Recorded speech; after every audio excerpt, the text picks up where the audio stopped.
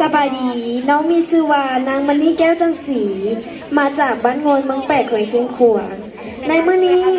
น้องมณีได้มาประกอบร้องเพลงเสียงขวงแดนงามเนาะทุกคนสบายดีเด้อพ่อแม่ทุกท่านและคณะกรรมการเนาะน้องมณีได้มาร้องเพลงประกอบส่วนในงานมินิไทยแลนด์วีค2023ขอเชิญพ่อแม่ทุกท่านรับชมรับฟังได้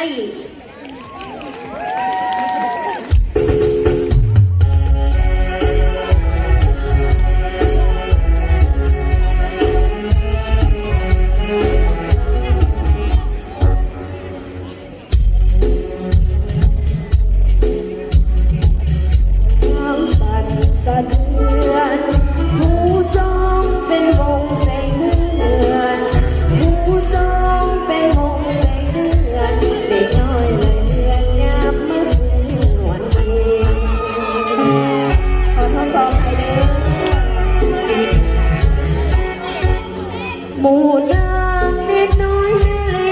ลอยตามมาที่เบ่งราศีสวยเด่นน้ำยิ้วไหลลินโบเวงน้ำยิ้วไหลลินโบเวงเศร้าขับเพลงเศร้าเนื้อเย็นลองลอยโอ้เสียงห่วงนี่เอ๋ยก่อนนี้บอกเคยเห็นเจ้างามเนื้อย้อยเดี๋ยวนี้ทำมาสาดลอยเดี๋ยวนี้ทำมาสาดลอยสองต้องคอยผู้ต้องมองตาคา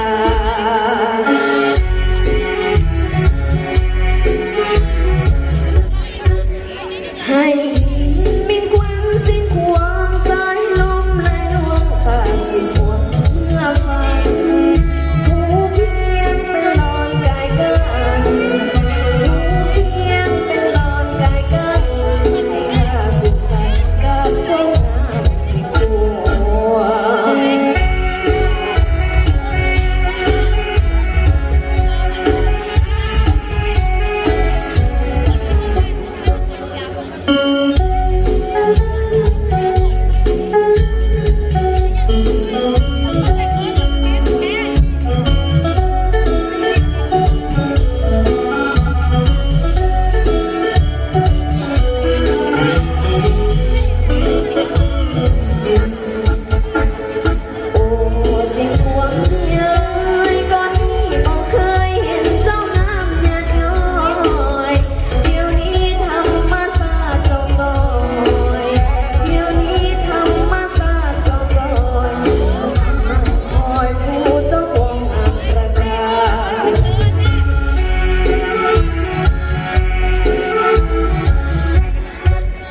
ให้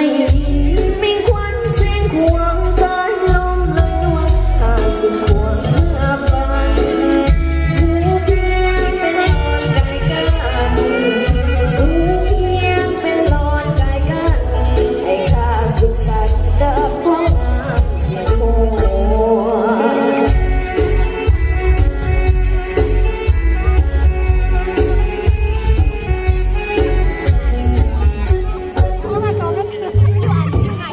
ขอขอบใจ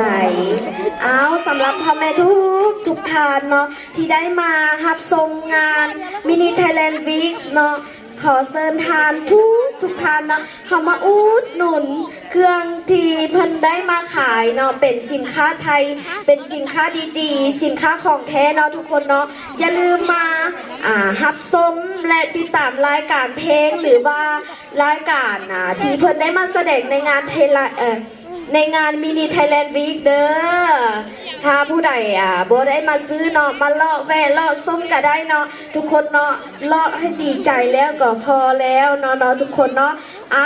ถ้ามันมีผิดพลาดประการใดก็ขอโทษขออภัยนำทางพ่อแม่พี่น้องทุกท่านและก็คณะกรรมการเนาะทุกคนเนาะขอขอบใจหลายสำหรับน้องมันนี่